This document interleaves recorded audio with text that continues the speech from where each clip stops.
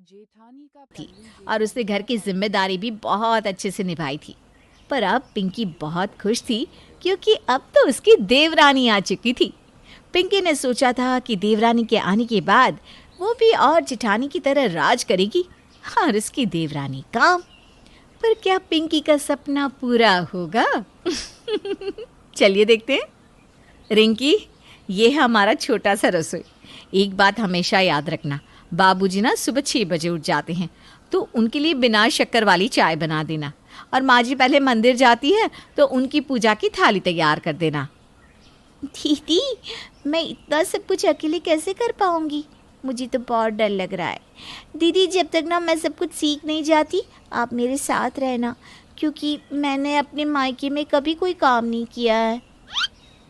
अरे रिंकी, तुम डरो मत, मैं हूं ना यहाँ पर। मैं हमेशा तुम्हारी मदद करूँगी। चलो फिलहाल हम काम पर लग जाते हैं और मैं तुम्हें जैसे बताती जाऊँ तुम वैसे ही करना। पिंकी एक बहुत अच्छी जेठानी थी जो अपनी देवरानी को अच्छे से घर की जिम्मेदारी समझा रही थी।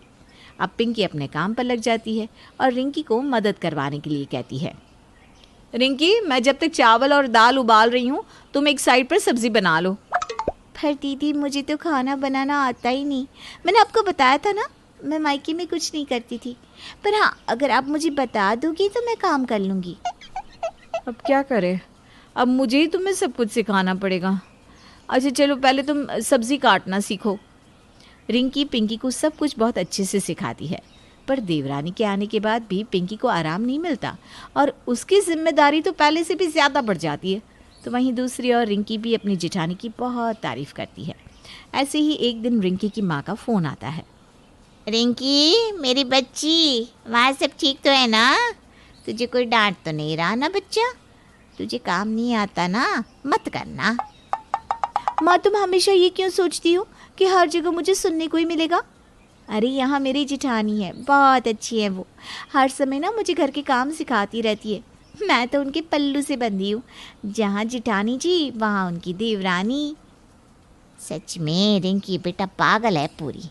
अरे जेठानी जेठानी होती है, हर समय उसके पल्लू में बनकर मत रहे और चालाक बनने की कोशिश कर, वरना एक दिन तेरी जेठानी तुझे घर के सारे काम सिखाकर खुद मुफ्त की रोटियां तोड़ने लगेगी और तुझे बना देगी नौकर। नहीं माँ, मेरी जेठानी ऐसी नहीं है। और अगर कभी मुझे ऐसा लगा कि मेरी जेठानी मुझसे तेज़ चलने की कोशिश कर रही है तो मैं पहले ही उनसे आगे निकल जाऊंगी। अच्छा रखती हूँ, मेरी जेठानी मुझे बुला रही है। जितना रिंकी अपनी जेठानी को मानती थी उतना ही पिंकी भी अपनी देवरानी को मानती थी। लेकिन रिंकी जितनी भोली और मासूम बनती थी उतनी असल में रिंकी तेज़ और शरारती थी। उसे अच्छों के साथ अच्छा और बुरे के साथ बुरा रहना अच्छे से आता था। अब जैसे ही पिंकी आवाज़ देती, रिंकी बिना कुछ देखे अपनी जेठानी के पास भाग कर जाती है। क्या हुआ दीदी, आपने मुझे बुलाया, कुछ काम है क्या? हाँ काम तो है ना, कपड़े प्रेस करने हैं, वो तो तुम्हें आता ही होगा। क्या दीदी, अब इतनी छोटी सी भी चीज़ मुझे नहीं आएगी क्या? माना कि मैं घर का काम करना नहीं जानती, पर जब मैं बाहर घूमने जाती थी ना तो अपने कपड़े खुद प्रेस करके जाती थी। फिर तो बहुत अच्छी बात है। मैं ऊपर से सूखे कपड़े उतार कर तुम्हें ला कर देती हूँ, तुम उन पर इस्त्री कर दो, जब तक मैं माँ जी के पैर दबाकर आ जाती हूँ। आज ना उनके पैरों में बहुत दर्द हो रहा है। ठीक है दीदी, आप आराम से जाओ, मैं कर लूँगी। रिंकी खुशी खुशी काम करने के लिए हाँ तो कर देती है, पर जब वो पूरे घर के कपड़े देखती है तो उसकी आंखें फटी की फटी रह जाती है और वो अंदर ही अंदर रोने लगती है। इतने सारे कपड़े, ये तो मुझे पूरे घर का कपड़ा दे गई। लगता है कि आस पड़ोस के भी कपड़े होंगे इसमें। अगर मुझे पता होता कि इतने सारे कपड़े प्रेस करना है तो मैं सच कभी नहीं बताती। कहीं माँ की कही बात सच तो नहीं हो जाएगी। इतना सोचकर पिंकी रोते हुए कपड़े प्रेस करने लगती है। कुछ देर बाद जब सारे कपड़े प्रेस करके रिंकी बाहर जाती है तो वो देखती है कि उसकी जेठानी और उसकी सास कमला साथ में बैठकर चाय पी रहे थे। कितनी चालाक निकली दीदी, मुझे इतना सारा कपड़ा दे दिया प्रेस करने के लिए और खुद यहाँ माँ जी के साथ बैठकर चाय के मज़े ले रही है। अरे छोटी बहू, हो गए सारे कपड़े प्रेस? एक काम कर, अपने बाबूजी के कपड़े मेरे कमरे में रख दे और अपने जेठ जी के कपड़े अपनी जेठानी को दे दे और आकर ना एक कप चाय पी ले। तेरी जेठानी ने तेरे लिए स्पेशल चाय बनाई है, अदरक इलायची डालकर।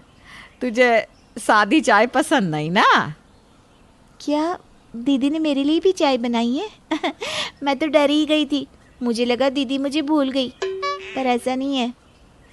हाय मेरी फेवरेट चाय, दीदी कितनी अच्छी है। मैं बेकार ही उनके बारे में गलत सोच रही थी। मैं अब हमेशा इन्हीं के साथ रहूँगी, इन्हीं के पीछे पीछे इन्हीं की परछाई बनकर चलूँगी।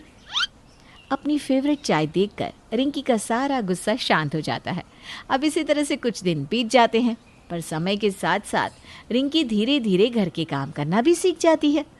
दीदी मुझे बर्तन धोने आ गए हैं, आज मैं बर्तन साफ कर दूंगी, आप झाड़ू लगा लीजिए।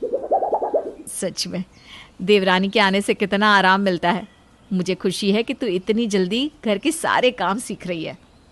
अच्छा दीदी आप घर की सफाई कर लीजिए, मैं बर्तन धो देती हूँ, फिर दोपहर का खाना भी तो बनाना है। इस तरह से दोनों देवरानी जिठानी अपने अपने काम पर लग जाती है। अब समय यूं ही बीतता है और समय के साथ बहुत जल्द रिंकी खाना बनाना भी सीख जाती है।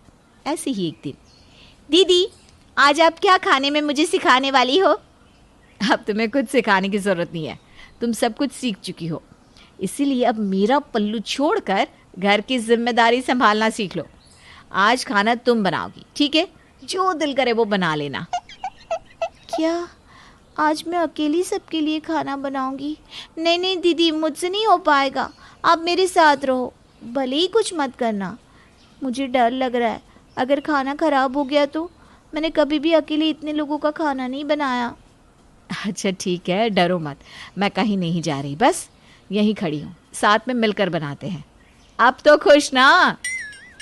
ये बात सुनकर रिंकी को बहुत खुशी होती है और दोनों देवरानी जिठानी खाना बनाकर सारा काम खत्म करके अपने अपने कमरे में आराम करने के लिए चली जाती हैं।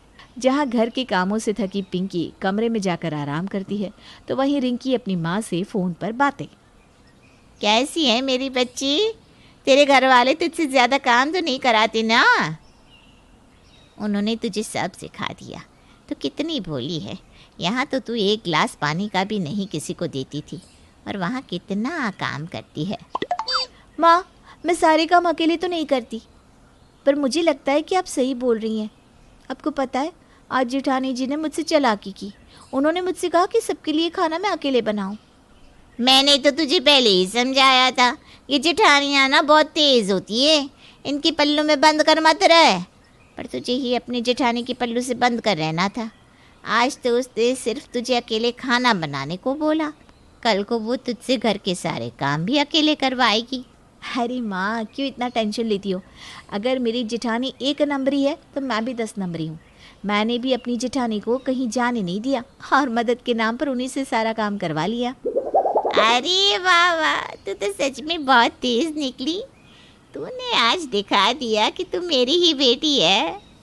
इस तरह से रिंकी अपनी माँ से बात करती है और अपनी जेठानी के साए में रहकर भोली बनने का नाटक करती है। इसी तरह से कुछ दिन बीत जाते हैं और एक दिन जब पिंकी रिंकी को काम करने को कहती है, तो पिंकी बीमार होने का नाटक करने लगती है। दीदी आप जानती है ना, मैं काम करने से कभी पीछे नहीं हटती और आपकी बातों को तो सर आँखों पर रखती हूँ, पर क्या करूँ, आज तबीयत ठीक नहीं है। सारी रात बुखार से तड़प रही थी, उठने की भी हिम्मत नहीं हो रही। आवाज़ भी देखिए ना कैसी बदली बदली है। अच्छा ठीक है, कोई बात नहीं रिंकी, अगर तुम्हारी तबीयत ज़्यादा ख़राब है तो तुम आराम कर लो, आज मैं खुद घर के सारे काम कर लूँगी। दीदी मेरे होते हुए आप घर का सारा काम अकेले करोगी? सुनकर ही मुझे बहुत बुरा लग रहा है, पर मैं आपसे वादा करती हूँ, मुझे जैसे ही आराम मिलेगा मैं आपकी मदद करने के लिए आ जाऊँगी। मैं जानती हूँ रिंकी कि तुम्हें अच्छा नहीं लगता जब मैं अकेले घर के काम करती हूँ, पर तुम्हारी तबीयत ठीक नहीं है ना, इसलिए तुम अभी आराम करो।